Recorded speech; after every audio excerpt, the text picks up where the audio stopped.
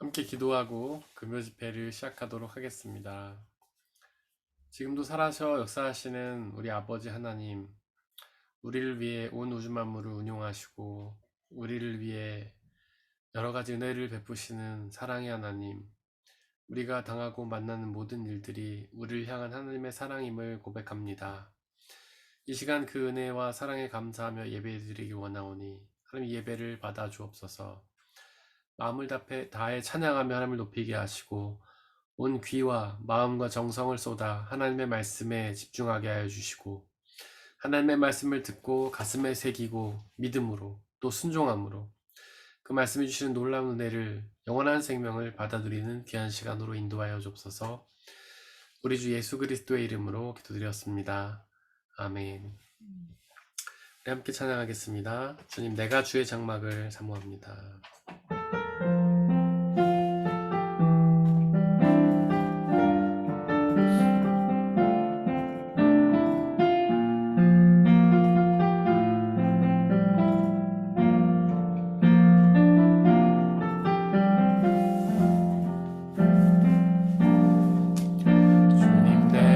주의 장막을 사모합니다. 오직 주의 임재를 갈망합니다. 주의 집에서의 하루가 다른 곳의 첫날보다 좋으니 주의 사랑 안에 머물며 사랑 노래합니다. 주님, 내가 주의 장막을 주의 장막을 사모합니다. 오직 주의 임재를 갈망합니다. 주의 집에서의 하루가 다른 곳의 첫날보다 좋으니 주 사랑 안에 머물며 사랑 노래합니다. 나의 평생에 단 한 가지 소원, 주의 아름다우심 보며 사랑 노래하는 것. 나의 왕 되신 주님의 얼굴 구하며 주 사랑 안에 머물며 사랑 노래합니다. 내가 주의 장막을 주의 장막을 사모합니다. 오직 주의 임재를 갈망합니다. 주의 집에서의 하루가 다른 곳의 첫날보다 좋으니 주 사랑 안에 머물며 사랑 노래함. 주님, 내가 주의 장막을 내가 주의 장막을 사모합니다. 오직 주의 임재를 갈망합니다. 주의 집에서의 하루가 다른 곳의 첫날보다 좋으니 주 사랑 안에 머물며 사랑 노래합니다. 나의 평생에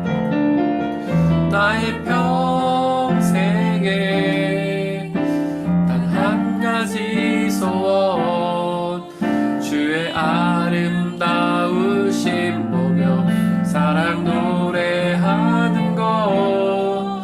나의 왕 되신 주님의 얼굴 하며 주 사랑 안에 머물며 사랑 노래합니다.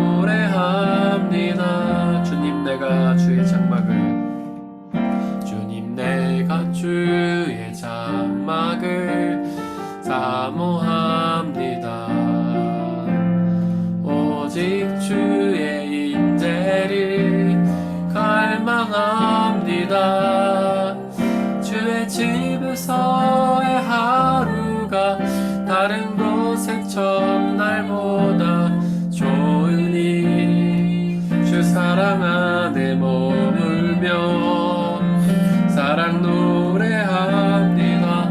주님 내가 주의 장막을 주의 장막을 사모합니다. 오직 주의 임재를 갈망합니다. 주의 집에서의 하루가 다른 곳의 첫날보다 좋으니 주 사랑 안에 머물며 사랑 노래합니다. 나의 평생에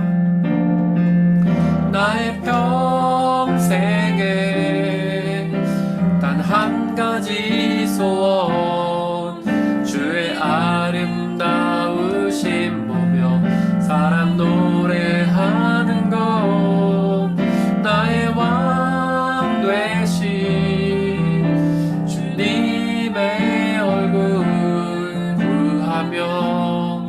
주 사랑 안에 머물며 사랑 노래합니다. 나의 평생에 단 한 가지 소원 나의 평생에 단 한 가지 소원 주의 아름다우심 보며 사랑 노래하는 것 나의 왕 되신 주님의 얼굴 구하며 주 사랑 안에 머물며 사랑 노래합니다.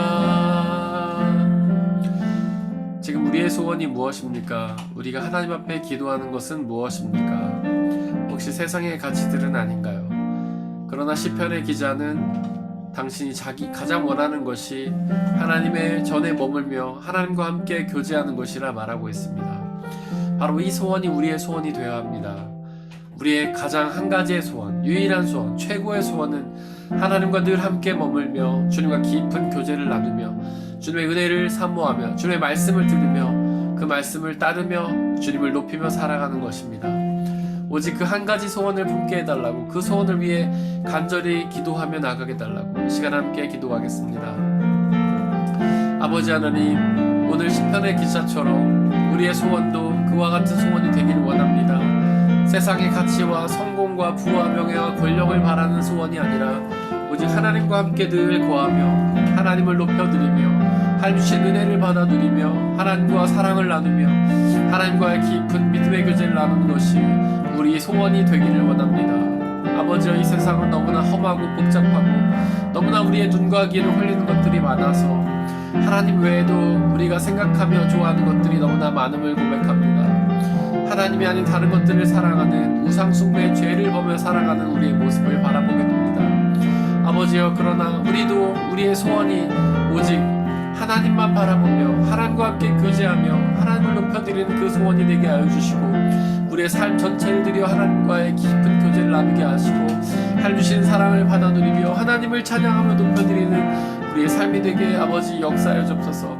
그저 입술의 고백이 아니라 마음의 진실한 고백이 될 수 있도록 하나님 앞에 우리의 모든 것을 내어드리고 하나님과의 깊은 교제를 나누며 살아가는 우리가 될 수 있도록 아버지 하나님, 우리의 마음을 감동시켜 주시고 우리의 마음을 이끌어 주시고 오직 주님을 바라보며 높여드리는 삶이 될 수 있도록 아버지 역사해 주옵소서. 그저 형식적으로 높여드리며 예배하는 삶이 아니라 진정으로 하나님을 높여드리며 예배하는 복된 삶이 될 수 있도록 아버지 하나님, 우리의 마음을 감동시켜 주시고 우리의 마음을 자극하여 주시고 우리의 마음을 이끌어 주시옵소서.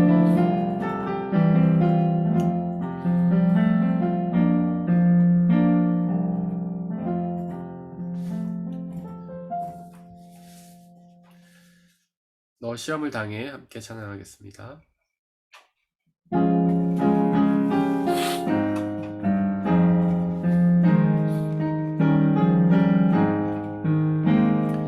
너 시험을 당해 죄 짓지 말고 너 용기를 다해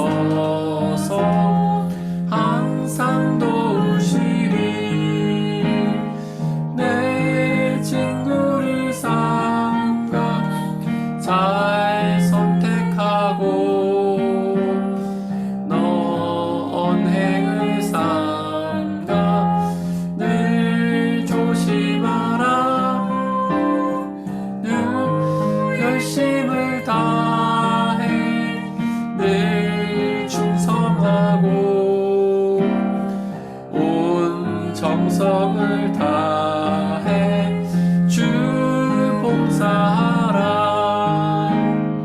우리 구주의 힘과 그의 위로를 빌라. 주님 내 편에 서서 항상 도우시리. 잘 이기는 자는 상 받으리니. 넌 낙심치 말고 늘 전진하라. 내 구세주 예수 힘 주시리니. 주 예수를 믿어 늘 승리하라. 우리 구주의 힘과 그의 위로를 빌라. 주님 내 편에 서서 항상 도우시리. 너 시험을 당해. 너 시험을 당해 죄 짓지 말고 너 용기를 다해 곧 물리치라. 너 시험을 이겨 새 힘을 얻고 주 예수를 믿어 늘 승리하라. 우리 구주의 힘과 그의 위로를 빌라. 주님 내 편에 서서 항상 도우시리. 내 친구를 삼가 잘 선택하고 넌 행을 삼가 늘 조심하라. 너 열심을 다해 늘 충성하고 온 정성을 다해 늘 봉사하라. 우리 구주의 힘과 그의 위로를 빌라. 주님 내 편에 서서 항상 도우시리.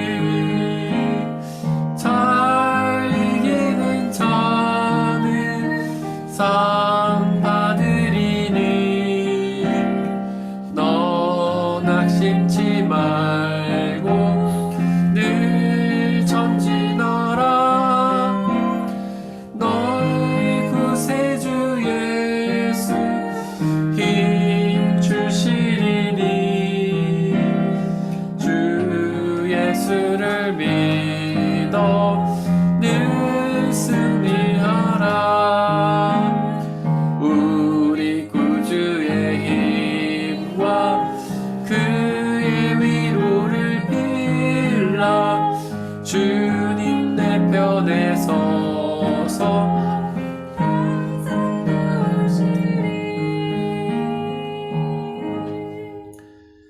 믿음이 없이는 함께 찬양하겠습니다.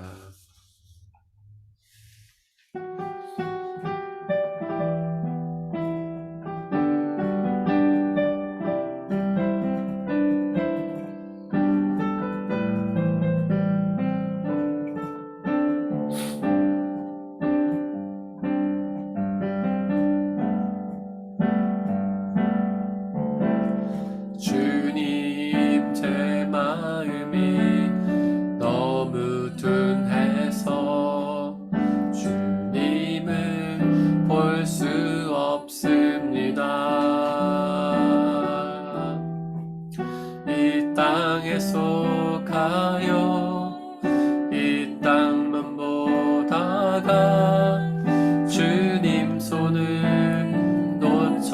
없습니다. 주님 제 마음이 너무 둔해서 주님 제 마음이 너무 둔해서 주님을 볼 수 없습니다.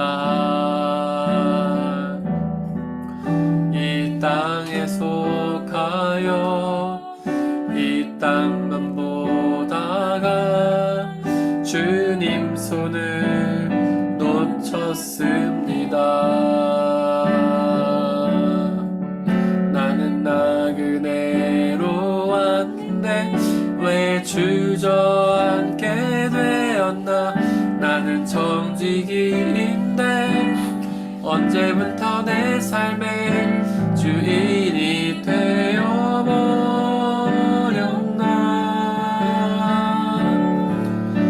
믿음이 없이는 기쁘시게 못하나니 고된 수고도 다 헛될 뿐이라. 믿음이 없어서 무너진 삶의 모든 자리에 다시 주님을 기다립니다.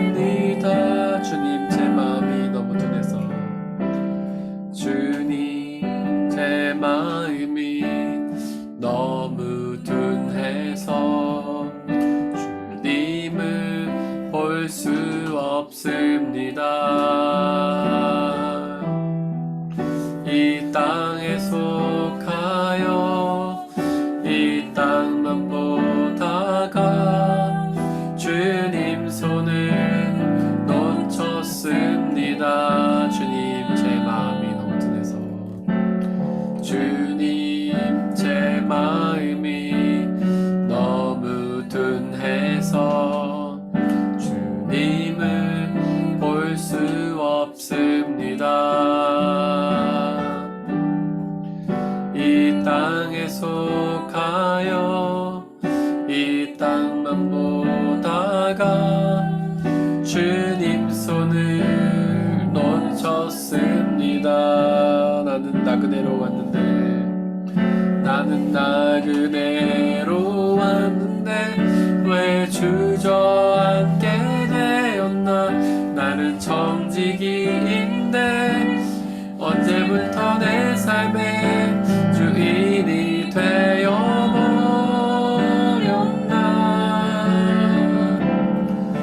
믿음이 없이는 기쁘시게 못하나니 고된 수고도 다 헛될 뿐이라. 믿음이 없어서 무너진 삶의 모든 자리에 다시 주님을 기다린. 믿음이 없이는 기쁘시게 못하나니 주를 찾는 자 반드시 만나리.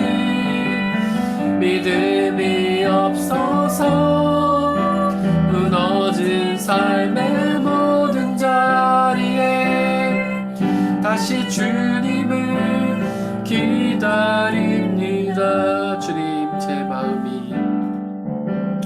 주님 제 마음이 너무 둔해서 주님을 볼 수 없습니다. 이 땅에 속하여 이 땅만 보다가 주님 손을 놓쳤습니다. 주님 제 마음이 너무 둔해서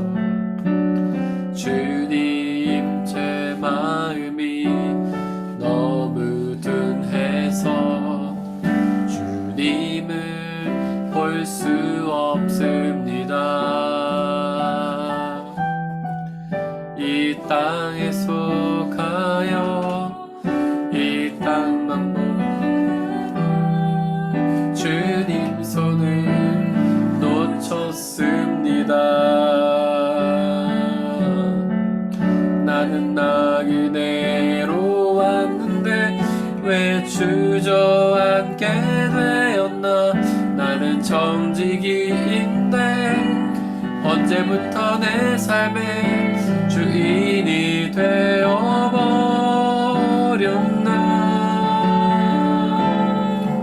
믿음이 없이는 기쁘시게 못하나니 고된 쓰고도 다 헛될 뿐이라.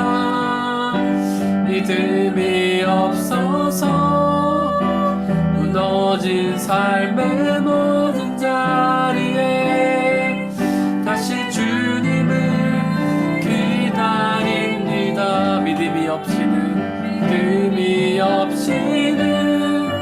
기쁘시게 못하나니 주를 찾는 자 반드시 만나리.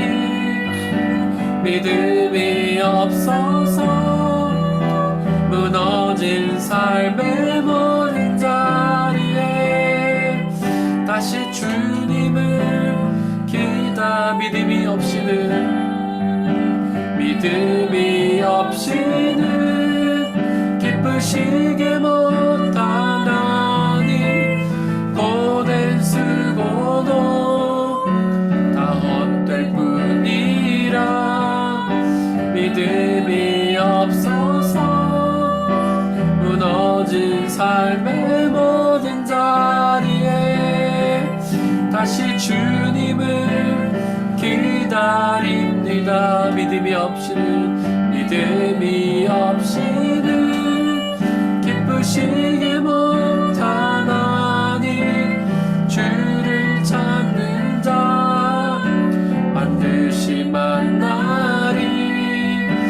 믿음이 없어서 무너진 삶의 모든 자리에 다시 주님을 기다립니다. 주님, 이 세상에 푹 빠져 살다가 마음이 어두워지고 눈이 가리워지고 귀가 둔하여져서 주님의 음성을 듣고도 깨닫지 못하고 주님을 찾지도 않으며 주님과는 상관이 없는 그런 다른 삶을 살아가고 있는 우리의 모습을 보게 됩니다.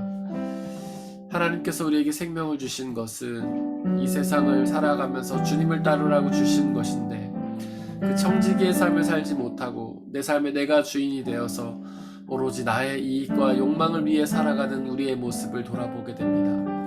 하나님, 이 시간 우리가 회개하며 주님께로 돌아가길 원하오니 성령 하나님으로 우리를 감동하여 주시고 우리가 오직 하나님을 바라보고 예배하게 하시고 주님을 향한 진정한 회개를 이루게 하시고 세상의 삶에 두었던 마음을 하나님께로 올리고 세상을 높였던 우리의 손과 발을 하나님께를 높이게 하여 주시고 오직 하나님을 바라보고 하나님께 찬양함으로 하나님과의 깊은 교제를 나누고 주님 주시는 놀라운 은혜를 받아는 우리가 될 수 있도록 아버지 하나님, 이 시간 성령 하나님 우리를 도와달라고 시간 함께 기도하겠습니다. 아버지 하나님, 우리가 이 험한 세상을 살면서 우리의 눈과 귀가 어두워져서 주님을 찾지도 않고 바라보지도 않으며 주님의 음성에 귀를 기울이지도 않는 우리의 어리석은 마음을 아버지 용서하여 주옵소서. 죄 가운데 살면서 그것이 죄인지도 모르고 아버지 어리석음을 가운데 살아가는 우리의 어리석음을 하나님 탓하지 마시고 우리의 죄를 깨우쳐 주시고 우리가 회개하며 나갈 수 있도록 아버지 역사해 주옵소서. 이 세상의 삶은 하나님 주신 것입니다. 하나님 우리의 주인이며 우리는 당신의 종일 뿐입니다. 이 세상에서의 삶은 우리의 욕망과 우리의 뜻을 채우려고 주신 삶이 아니라 하나님과의 깊은 교제를 나누며 하나님께 영광과 찬양을 드리라고 우리에게 주신 그 삶임을 고백합니다. 아버지여, 우리가 그 삶의 목적대로 하나님과의 깊은 교제를 나누게 하여 주옵소서. 세상에 두었던 모든 관심을 내려놓고 하나님을 향해 우리의 마음과 뜻을 모으고 주님과의 깊은 교제를 나누게 하여 주옵소서. 그로 인해 우리의 본분을 찾게 하시고 우리의 사명을 찾게 하시고 우리가 하나님께 영광과 찬양을 돌려드림으로 주님이 주신 놀라운 은혜를 받아들이게 아버지 하나님 역사해 주옵소서. 주님과의 깊은 교제만 나누게 하시고 하나님께만 영광만 찬양 드릴 수 있는 귀한 삶으로 살아갈 수 있도록 아버지 하나님 역사해 주시고 은혜 내려 주시옵소서.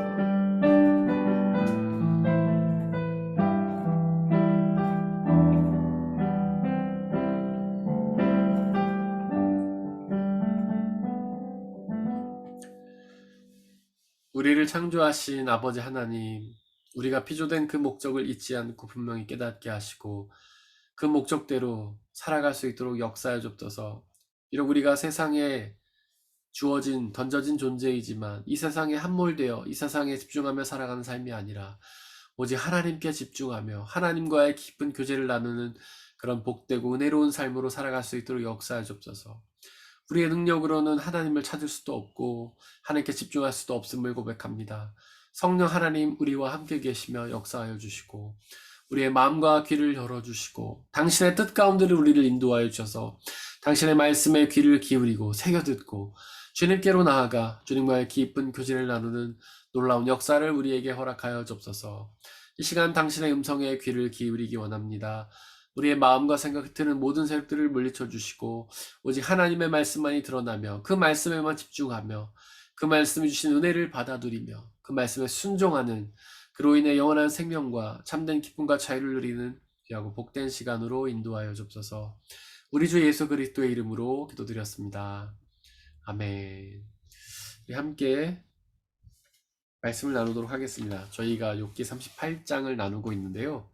욥기 38장은 하나님의 말씀입니다. 그동안 욥이 당했던 고난, 그리고 그 고난 속에서 욥이 했던 모든 불평들, 원망들, 그것에 대한 하나님의 응답이라고 할 수 있죠. 욥은 자신의 고난이 자기는 회개를 했기 때문에 죄는 아니라고 생각하지만 하나님께서 침묵하고 계시기 때문에 그 이유를 알 수가 없었습니다. 그 이유를 계속해서 질문하다가 자신도 감정이 격해져 가지고 하나님께 막 험한 불평과 불만을 쏟아내게 되죠. 우리도 그렇지 않습니까? 뭔가 어려운 일을 당하는데 그 이유를 모르면 굉장히 원망스럽잖아요. 그래서 처음에는 이제 욥이 그 이유를 그냥 알려달라고 막 이렇게 불평 섞인 이야기를 하다가 감정이 점점 격해져 가지고 막 심한 말을 하게 됩니다. 그래서 하나님이 이제 38장에서 나타나셔서 욥에게 그 고난의 이유를 설명해 주신데 그것을 직접 설명하신 것이 아니라 그 자연의 섭리를 들어서 이제 간접적으로 얘기를 하세요. 그래서 그 요점은 뭐냐면 하나님이 이 거대한 우주 만물, 인간이 그 끝을 알 수도 없고 그 기원을 알 수도 없는 이 거대한 우주 만물을 하나님이 창조하셨고 또 완벽하게 운용하신다는 사실을 말씀해 주시면서 그렇게 하나님이 창조하셔서 운용하시는 이 완벽한 세상처럼 우리의 삶도 그렇게 이제 운용을 하신다. 이 세상이 문제도 있고 어려움도 있고 좋은 것도 있고 장점도 있고 형통함도 있고 고난도 있지만은 이 세상이 잘 흘러가는 것처럼 우리의 삶도 그렇다. 우리의 삶이 형통할 때도 있고 고난 가운데 있을 수 있고 잘 될 때도 있고 어려울 때도 있고 선을 만날 때도 있고 악을 만날 때도 있지만 우리의 삶이 하나님의 뜻 가운데에서 인도함을 받는다. 하나님께서는 지금 그 얘기를 하고 해주고 계십니다. 그래서 뭐 이것저것 얘기해 주시다가 바다에 대해서 이야기를 해주고 계셨는데 저희가 바다에 대해서 이야기하다가 시간이 나서 이제 중단을 했습니다. 바다는 굉장히 이제 중요한 것이라고 했죠. 하나님께서 우주 만물을 창조하시고 빛 다음으로 창조하신 것이 바다입니다. 그리고 바다에 대해서 굉장히 길게 설명하고 계세요. 우리는 바다에 대해서 아직 잘 모르죠. 바다가 너무나 심오하고 위대한 겁니다. 사실 우리는 뭐 우주만 굉장히 많이 생각을 하는데 우주만큼이나 아직 신비한 곳이 바다죠. 그나마 우주는 멀리 있고 우리가 가기가 힘든 곳이지만 바다는 가까이 있음에도 불구하고 우리가 그것을 다 알지 못한다는 겁니다. 그 깊은 곳까지 다 가보지 못했고 그 속에 어떤 생물들이 다 살고 있는지 그 안에 어떻게 그 우주 만물들이 다 운영되고 있는지 아직은 잘 모른다는 거죠. 바로 그렇게 위대한 바다를 창조하신 것이 하나님이다. 그렇게 위대한 바다를 창조하신 하나님. 그 속을 전혀 다 알지도 못하는 하나님. 그러나 그 바다를 완벽하게 이끌어 가시고 이제 운용하신 하나님처럼 우리의 삶도 그렇게 바다처럼 깊고 우리가 잘 알지 못하지만은 하나님께서 그것을 완벽하게 운용하신다. 지금 그 얘기를 해주고 계신 거죠. 11절에 보니까 하나님께서는 바다에게 이렇게 말씀하십니다. 여기까지는 와도 된다. 그러나 더 넘어서지는 말아라. 도도한 물결을 여기서 멈춰라 하고 바다에게 명한 것이 바로 나다. 하나님께서 바다의 경계를 정하셨다는 거죠. 지금 우리가 이렇게 지구를 보면 뭐 아시아도 있고 유럽도 있고 아메리카도 있고 아프리카도 있고 그런 모양들이 있고 그 나머지가 바다로 이렇게 정해져 있지 않습니까? 근데 그것이 어떻게 정해진 거예요? 바로 하나님께서 그렇게 경계를 정하셨다는 거죠.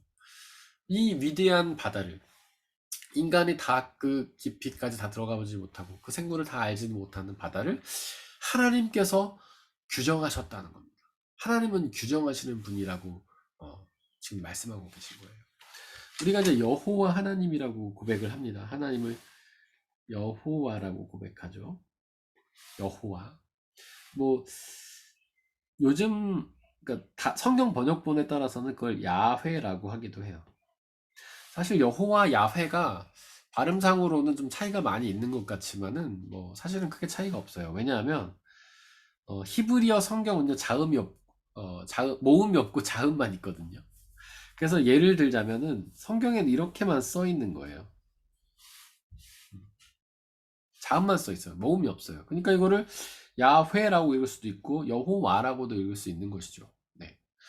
그러니까 이거를 영어 알파벳으로 표현하면은 이렇게 써 있어요. 모음이 없어요. 자음만 있어요. 그렇기 때문에 이거를 여호와라고 읽을 수도 있고 야훼라고 읽을 수도 있어요. 근데 이 완전 옛날 히브리어 성경은 이제 모음이 없는데 그것이 이제 시간이 흐르면서 히브리 사람들은 그걸 읽을 때요 모음이 없이 읽었다는 건 거의 반쯤 외웠다는 거예요.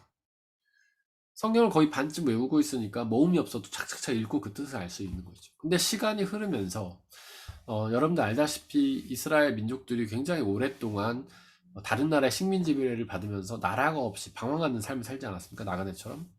그러다 보니까 자기 히브리어를 잃어버리는 이스라엘 사람들이 많이 생겼어요. 우리가 그거를 디아스포라라고 하죠.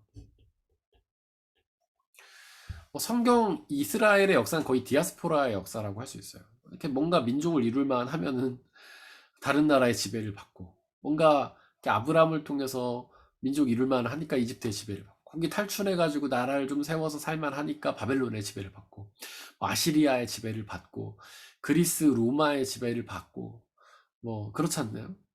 그러니까 계속해서 이들은 디아스포라의 삶이라고 할 수도 있어요. 근데 이 디아스포라라는 말이 나오는 게 본격적으로 언제냐면은 이제 이스라엘 사람들이 우리가 성경 시대를 보면은 로마의 식민 지배를 받지 않습니까?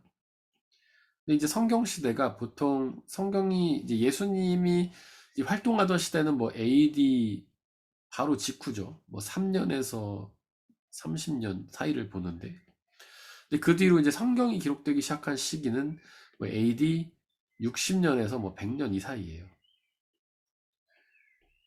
근데 이때 어떤 일이 생기냐면 AD 한 60년쯤에 원래 이스라엘이라는 나라가 로마의 식민 지배를 받고 있었죠. 근데 이제 이스라엘에는 나라는 없지만 그래도 로마가 어느 정도 자치권을 줬어요. 그래서 이스라엘 민족들이 로마가 규정한 법들만 지키면은 자신네들의 민족의 어떤 정체성을 유지하며 살 수가 있었어요. 그래서 뭐 이스라엘에는 나라는 없지만 우리가 성경 시대만 봐도 이스라엘 사람들이 모여 살잖아요. 막 갈릴리 마을. 거기에 그 로마로부터 파견된 군인들이 뭐 백부장이라든가 천부장이라든가 뭐 빌라도 총독이라든가 이런 사람들이 와서 그냥 그 사람들만 머물고 있을 뿐이지 이스라엘 민족들은 존재를 하고 있었죠. 근데 AD 한 50년, 60년 이 사이에 무슨 일이 벌어지냐면 이스라엘 사람들이 바리새파를 중심으로 로마에게 반란을 해요. 네. 반란을 일으켜요. 그래서 로마가 그 전까지는 그냥 이스라엘 민족들을 살게 납뒀는데 이들이 이제 반란을 일으켜 독립운동을 한 거죠. 그러니까 이들을 완전히 괴멸시켜버려요. 그래서 이스라엘 사람들을 다 로마에 있는 다른 나라로 다 흩어버려요. 나라를 완전 정말 망가뜨린 거죠. 이때 이스라엘에 살던 유대인들이 전 세계로 흩어지게 돼요. 이거를 디아스포라라고 해요. 이게 디아스포라라는 명칭의 원조입니다. 이 사람들이 이러다 보니까 각자 다른 나라에 가서 이렇게 살다 보니까 언어를 다 잊어버려요. 이스라엘에 살 때는 그래도 히브리어를 이들이 유지를 했거든요. 근데 이렇게 다른 나라에 다 이렇게 나가서 살다 보니까 언어를 잊어버려요. 그 다음에 어떤 언어를 배우냐면 주로 헬라어를 배워요. 헬라는 게 원래 그리스죠. 옛날에 그리스가 이스라엘을 다스리기도 했어요. 근데 그리스가 좀 이제 쇠퇴하고 로마가 이스라엘을 다스렸는데 이 로마가요. 최초에는 원래 로마의 언어는 라틴어인데 원래 로마가 형성되기 막 시작할 때는 라틴어를 쓰지 않고 그리스어를 썼어요. 헬라어를 썼어요. 왜냐하면 당시에 그리스 문화가 워낙 인기가 있는 대단한 그런 언어였기 때문에 그 다음에 당시에 뭐 철학이나 학문을 하려면 전부 헬라어를 했어야 됐어요. 우리가 알다시피 대부분의 철학자들이 다 헬라 출신이잖아요. 뭐 플라톤, 소크라테스, 아리스토텔레스 다 그리스 철학자들이잖아요. 그래서 어떤 발전된 학문을 하려면 헬라어를 쓰지 않으면 안 됐어요. 그래서 로마가 처음에 나라가 막 융성하기 시작할 때는 전부 헬라어를 썼어요. 그 다음에 나중에 로마가 발전하면서 점점 시간이 흐르면서 헬라어를 버리고 자기네 언어인 라틴어를 다시 쓰게 된 거죠. 그래서 헬라어에서 라틴어로 바뀐 거죠. 그래가지고 이스라엘 사람들이 이때 디아스포라라는 그런 형태로 전 세계로 흩어지면서 전부 헬라어를 익히게 된 거예요. 그래서 자신의 언어인 히브리어를 잊어버리게 됐어요. 우리 서민경 집사님 지금 방금 질문해 주셨는데 이스라엘 사람들도 여러 가지 언어를 썼어요. 히브리어를 쓰는 사람들이 있었고 아람어를 쓰는 사람들이 있었어요. 아람어는 사실 아시리아 언어입니다. 예수님은 아람어를 쓰셨죠? 그래서 보면은 거기 보면 이제 성경에 보면은 예수님이 뭔가를 말씀하셨을 때 아람어로 얘기하고 뒤에 번역을 단 게 있잖아요. 그거는 아람어 원어를 그대로 달고 그 뒤에 히브리어를 단 거예요. 아람어는 사실 약간 이스라엘의 외곽 지역에서 쓰던 약간 방언 같은 느낌이었어요. 아람어도 썼고 히브리어도 썼고 어쨌거나 디아스포라들이 전 세계로 흩어지면서 이 히브리어든 아람어든 이걸 다 읽고 이제 헬라어를 읽기 시작했어요. 그래서 성경이 가장 먼저 기록된 성경은 모음이 없었다고 했죠. 이 성경이 그 다음에 번역된 게 헬라어예요. 이거를 우리가 70인역이라고 하는데 70인의 학자들이 모여가지고 히브리어로 돼 있던 구약 성경을 헬라어로 번역했어요. 그걸 70인역이라고 해요. 그리고 또 웃긴 재밌는 것은 이 헬라어 성경을 가지고 다시 히브리어 성경을 번역했어요. 그거를 베하에스라고 하는데 지금 현재 사람들이 사용하고 있는 히브리어는 바로 이 베하에스예요. 그러니까 원래 모음이 없던 히브리어 성경을 헬라어로 번역했던 걸 다시 히브리어로 번역한 성경을 지금 구약학자들이 보고 있어요. 네. 그래서 원래 이 모음이 없는 성경은요 사실 번역하기가 너무 어렵습니다. 자음만 있기 때문에. 그래서 야훼는 그렇게 써 있는 거예요. 야훼는 이제 여호와라고 하는데 여호와 야훼는 무슨 뜻이냐면 원래는 나는 나다라는 뜻이죠. 나는 나다. 뭐 이거를 옛날 이제 개역 한글판은 스스로 있는 자다 이렇게 번역을 했어요. 스스로 있는 자라는 거는 약간 의미가 이렇게 탄생하지 않았는데 어떤 피조되지 않았는데 창조되지 않았는데 그냥 존재하는 느낌이잖아요. 근데 원래 뜻은요 그런 뜻이라기보다는 그냥 나는 나다라는 뜻이에요. 나는 나야. 이게 어떻게 말해진 거냐면 모세가 시내산에서 하나님을 만나죠. 그래서 하나님께서 그에게 막 말씀을 하시니까 모세가 당신의 이름이 무엇입니까? 누군지 알고 싶습니다. 당신의 이름을 알아야지 밖에 나가서 전할 거 아니겠습니까? 그래서 모세가 이름을 물어요. 이름은 규정하는 거라고 그랬죠. 이름을 묻는다, 이름을 짓는다는 것은 규정한다는 거예요. 김재학이라는 이름은 저를 규정하죠. 다름슈타트 중학교의 목사, 예주 예언이 아빠, 이근정 전사의 남편 이렇게 규정하죠. 그러니까 모세가 하나님의 이름을 물었던 것은 하나님을 규정하고 싶었던 거예요. 하나님은 나는 나야 이렇게 얘기를 하신 거죠. 그게 뭐냐면 나는 규정할 수 없는 존재야. 나는 인간이 감히 인간의 지식으로 인간의 경험으로 규정할 수 없는 존재야 이런 뜻이에요. 그래서 우리가 하나님을 규정하는 모든 거는요 다 잘못이에요. 하나님은 이런 분이시야, 하나님 저런 분이셔 이렇게 얘기하는 거는 하면 안 되는 거예요. 하나님은 규정될 수 없는 분이거든요. 우리는 되게 많이 규정하죠 하나님을. 하나님 이렇게 역사하실 거야, 이런 분이실 거야. 근데 그러면 안 되는 거예요. 나는 나다는 규정할 수 없는 분이다 이런 뜻이죠. 이거 이제 영어 성경에는 그래서 I am who I am 이렇게 번역이 돼 있죠. 이거를 마틴 루터가 어떻게 번역했냐면 Ich werde sein, was ich sein werde. 그러니까 하나님은 나는 내가 되고 싶은 존재야 이렇게 말씀하셨다는 거예요. 그러니까 나는 나다는 규정할 수 없는 존재다 이런 뜻일 뿐만 아니라 나는 내가 되려고 하는 나야. 그러니까 하나님은 규정할 수 없는 존재일 뿐 아니라 규정될 수 없는 존재일 뿐 아니라 오히려 모든 것을 규정하는 존재라는 뜻인 것이죠.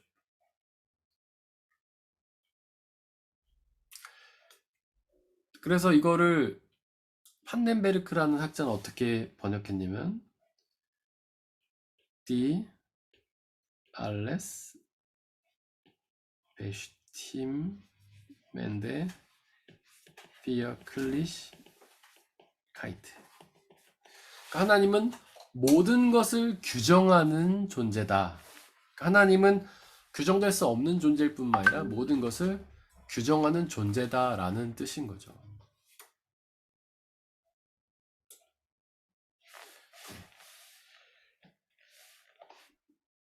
그러니까 그 하나님, 모든 것을 규정하시는 하나님. 그 하나님이 천지를 창조하셨습니다. 야, 해야 떠라, 해야 져라. 뭐 빛이 있어라, 빛이 있지만 빛이야 쉬어라. 그럼 밤이 되고. 뭐 동물아 있어라, 사람아 있어라, 어떤 식물아 있어라. 이렇게 하면은 다 이제 이루어진 거죠. 하나님께서 규정하시는 대로 된 거예요. 바다 또한 하나님이 그렇게 규정하셨다는 거죠. 하나님이 규정하셨다. 하나님이 모든 것을 규정하십니다. 우리의 삶도 규정하세요. 우리가 삶 속에서 여러 가지 일들을 만나죠. 우리가 볼 때는 좋은 일들, 우리가 볼 때는 악한 일들, 우리가 볼 때는 기쁜 일들, 혹은 우리가 볼 때는 슬픈 일들. 이렇게 여러 일들을 만나는데 그것이 다 하나님의 규정 속에 있다는 거예요. 하나님이 규정하셔서 그런 일을 만난다는 겁니다. 그래서 우리는 좋은 일을 만나면 기쁘고 하나님께 감사를 드리고 나쁜 일을 만나면 하나님께 불평하고 원망하죠. 그러나 그러면 안 된다는 거예요. 왜냐하면 우리가 당하는 어려운 일들, 슬프고 힘든 일들 마저도 하나님의 규정 가운데 있기 때문에. 그래서 어떤 일을 만나든 그것을 규정하시는 하나님을 바라보면서 감사와 찬양을 드리는 것이 바로 우리의 모습이에요. 하나님을 여호와로 고백하는 것은 바로 그런 뜻이에요. 여호와 하나님, 모든 것을 규정하신 하나님, 온 우주 만물을 규정하신 하나님, 바다의 경계를 지으신 하나님, 내 삶을 규정하신 하나님, 그 하나님을 찬양하고 높여드리는 것, 그것이 우리의 삶인 것이죠. 규정하는 존재는 위대한 존재예요. 그러니까 규정은 누가 할 수 있냐면 위대한 존재가 자기보다 그렇지 못한 존재, 낮은 존재를 규정하는 겁니다. 반대로 낮은 존재는 높은 존재에 의해서 규정되는 거예요. 하나님은 온 우주 만물보다 높으시기 때문에 이 온 우주 만물을 규정하실 수 있죠. 하나님은 우리 인간보다 높으시기 때문에 우리 인간을 규정하실 수 있어요. 하나님은 바다보다 높으시기 때문에 바다를 규정하실 수가 있어요. 반대로 바다는 하나님의 피조물에 불과하기 때문에 하나님께 규정당하는 것이죠. 우리도 하나님의 피조물에 불과하기 때문에 하나님께 규정당하는 겁니다. 우리의 모습은 다 하나님의 규정이죠. 우리의 이목구비가 이렇게 생긴 것, 우리의 키가 이만한 것, 우리의 능력이 이 정도인 것, 우리의 지식이 이 정도인 것, 우리의 은사가 이 정도인 것, 이거 다 하나님의 규정 속에 있는 거예요. 하나님이 우리를 규정하신 거예요. 우리가 그 하나님 앞에 왜 나를 이렇게 규정했냐고 불평할 수 없는 것이죠. 오로지 우리를 규정하신 그 하나님 앞에 감사와 찬양을 드려야 되는 겁니다. 바울은 그것을 토기장이로 비유해요. 토기장이 뭡니까? 그릇을 빚는 사람이잖아요. 토기장이는 그릇을 자기 맘대로 빚어요. 같은 흙을 가지고 그릇을 자기 맘대로 빚죠. 토기장이가 볼 때 밥그릇이 필요하면 밥그릇, 국그릇이 필요하면 국그릇, 물잔이 필요하면 물, 컵, 뭐 어떤 요강이 필요하면 요강, 쓰레기 담을 그릇이 필요하면 쓰레기 담을 그릇, 빌레보르이 보크가 필요하면 빌레보르이 보크, 이케아 그릇이 필요하면 이케아의 그릇. 그러니까 토기장이 마음이라는 거예요.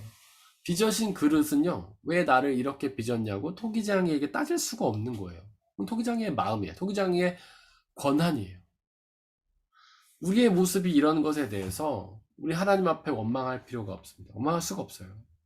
그것은 하나님의 권한이고 능력이거든요. 하나님, 저의 외모가 왜 이렇습니까? 하나님, 저의 성격은 왜 이렇나요? 하나님, 저의 능력은 왜 이렇나요? 우리는 수도 없이 불평하지만 그럴 수 없는 거예요. 왜냐하면 그 모든 것은 하나님의 규정이기 때문에 우리에게 지어진 대로, 만들어진 대로 우리는 사용돼야 된다는 겁니다.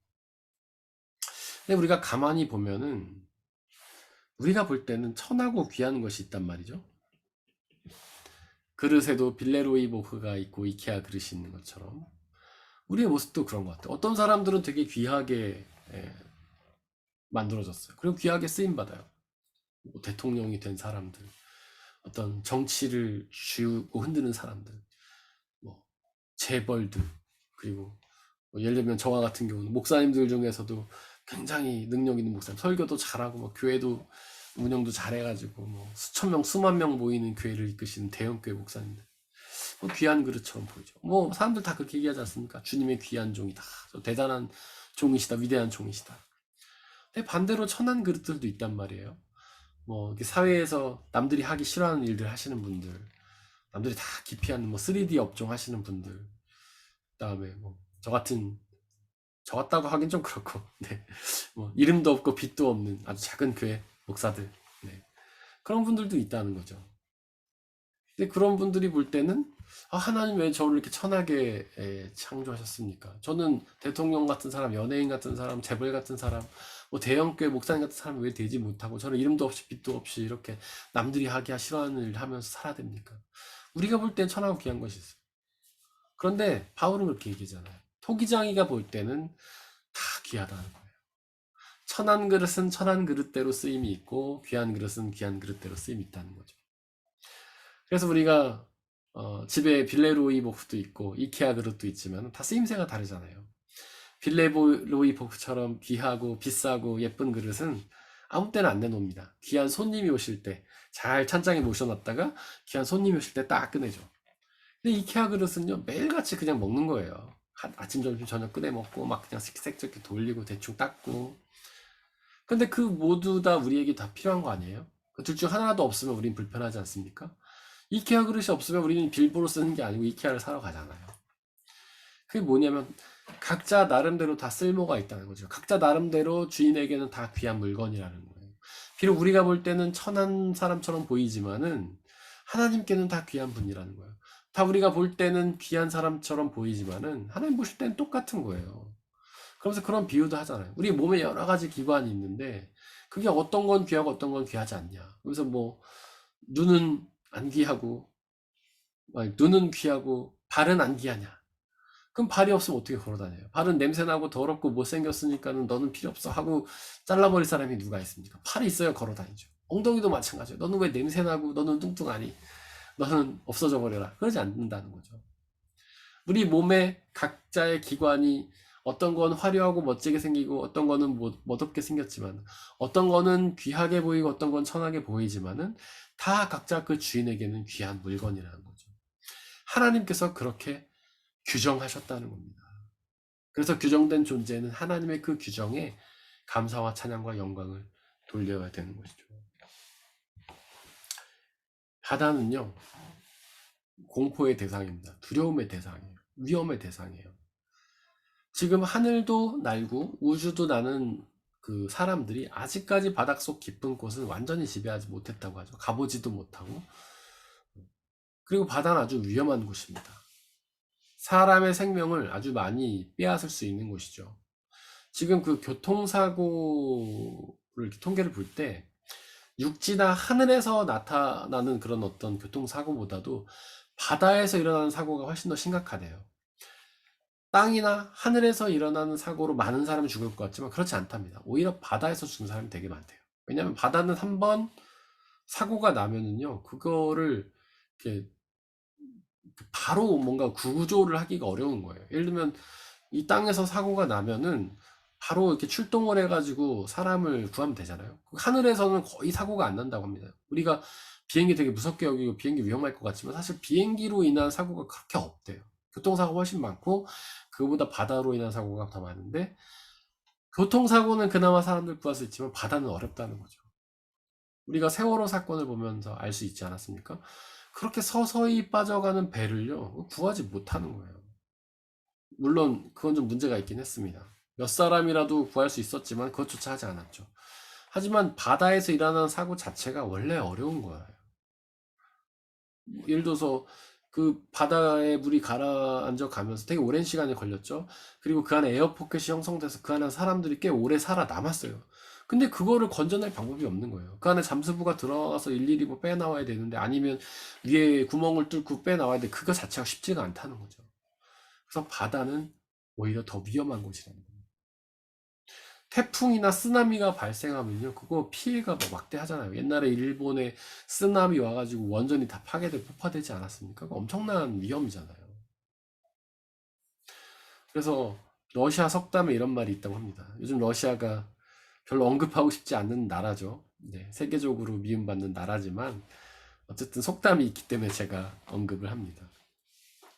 이런 속담이에요. 전쟁터에 가기 전에는 한 번 기도하고, 바다에 가게 되면 2번 기도하고, 결혼하기 전에는 3번 기도해라. 이런 속담이 있다고 합니다.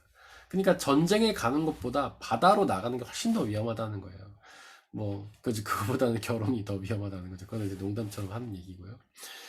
바다가 전쟁보다 더 위험하다는 거예요. 네. 바다는 우리가 극복할 수 없죠. 우리가 쓰나미를 어떻게 잠재웁니까? 태풍을 어떻게 잠재웁니까? 사람의 기술로는 할 수가 없다는 거죠. 이렇게 인간의 기술이 엄청나게 발달을 했죠. 그럼에도 불구하고 바다에 있는 풍랑, 쓰나미, 그거 하나도 아직은 잠잠케 하지 못한다는 거예요. 그런데 하나님이 그걸 하실 수 있다는 겁니다. 하나님은 바다에게, 야, 너 잠잠해라. 너 여기까지만 와, 넘어오지 마. 라고 하실 수 있는 존재라는 것이죠. 예수님도 그런 존재 아니었습니까? 예수님도 마가복음 4장 39절에 보면은 막 풍랑이 있는 바다를요, 잠잠하라 하니까 잠잠케 되었잖아요. 그 바다를 걷기도 하시고, 그 예수님이 이 바다를 규정하시고 제한 지으시는 하나님이라는 신앙의 고백입니다. 한번 생각해 보세요. 그 당시 사람들이 얼마나 놀랬겠어요. 그 당시 사람들은 정말 바다에 나가면서 할 거란 기도밖에 없었죠. 그 당시 배가 얼마나 조그만 것도 연약해요. 그냥 풍랑이 일면 그냥 박살 나는 거죠. 그런데 그런 바다를 하나님이 잠잠케 하셨고, 그런 바다를 거두셨어요. 그 당시에 사람들이 볼 때 예수님 정말 대단한 존재죠. 당시 사람들 뿐이 아닙니다. 지금도 마찬가지예요. 지금도 그 어떤 기술로도 바다를 잠잠케 할 수 없잖아요. 쓰나미를 막을 수 없잖아요. 그런데 하나님은, 예수님은 그 바다를 잠잠케 하십니다. 바로 모든 것을 규정하시고 모든 것을 제한하신 하나님이 그렇게 우리에게 위협이 되는 바다를 잠잠케 하시는 거예요. 바다를 규정하시고 바다를 다스리시는 거죠. 우리의 삶도 하나님의 규정 안에 있습니다. 그리고 하나님이 우리의 삶도 운영하십니다. 그렇게 엄청난 바다, 우리를 위협하는 바다를 하나님이 잠잠케 하시는 것처럼 우리의 삶의 그 어떤 두려움도 하나님은 모든 것 합력하여 선을 이루십니다. 혹시 어려움을 겪고 있다 하더라도 그 하나님을 생각합니다. 모든 것을 규정하시고 모든 것을 제한하시는 하나님을 생각하면서 그분을 의지하시면서 그 모든 두려움에서 벗어나 주시는 참된 평안과 자유를 누리시기를 바랍니다. 우리 함께 찬양하겠습니다.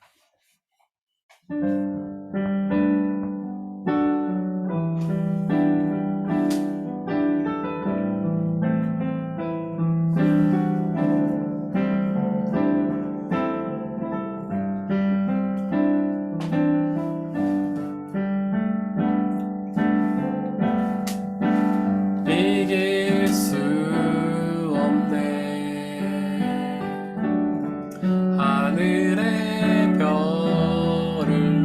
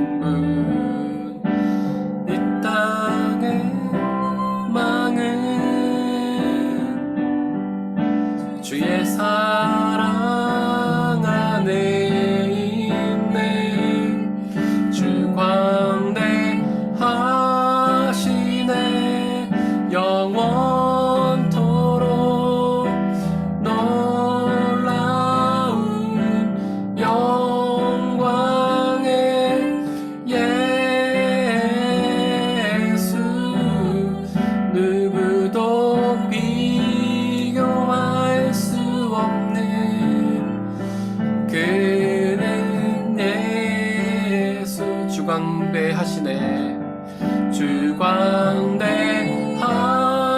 주광대하시네. 영원토록 놀라운 영광의 예수.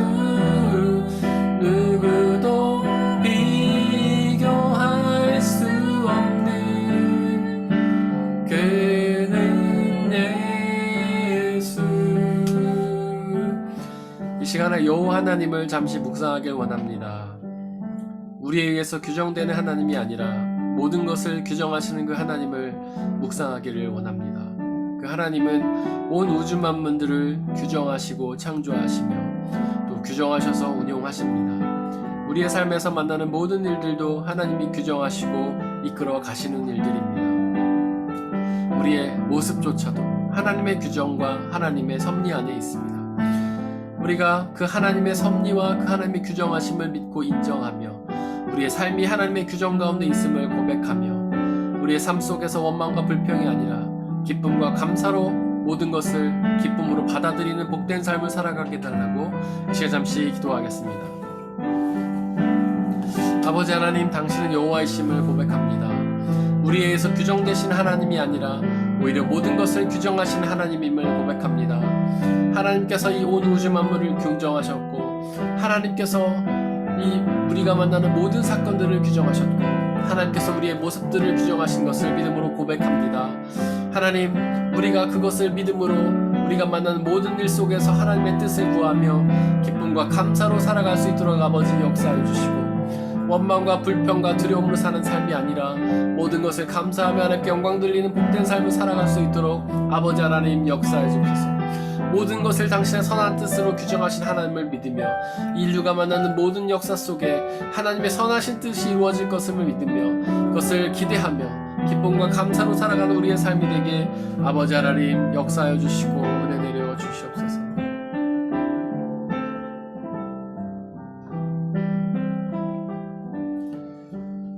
사랑의 하나님, 당신은 여호와이심을 고백합니다. 우리의 부족하고 연약한 지식에 의해 규정되시는 하나님이 아니라 오히려 모든 것을 규정하신 하나님이심을 고백합니다. 하나님께서 이 온 우주 만물을 규정하셨고 우리의 모습을 규정하셨으며 우리가 만나는 모든 일들을 규정하셨음을 믿음으로 고백합니다. 그로 인해 하나님, 이 모든 일이 하나님의 규정 가운데 있음을 우리가 믿음으로 고백하며 매일의 삶 속에서 원망과 불평과 두려움이 아니라 기쁨과 감사로 살아가게 역사해 주옵소서. 하나님 찬양합니다. 하나님께 영광 돌립니다. 우리가 삶 속에서 매 순간마다 우리를 규정하신 하나님을 기억하며 우리의 찬양과 감사를 높여드리는 복된 삶을 살아가게 역사해 주옵소서. 감사합니다. 우리 주 예수 그리스도의 이름으로 기도드렸습니다. 아멘.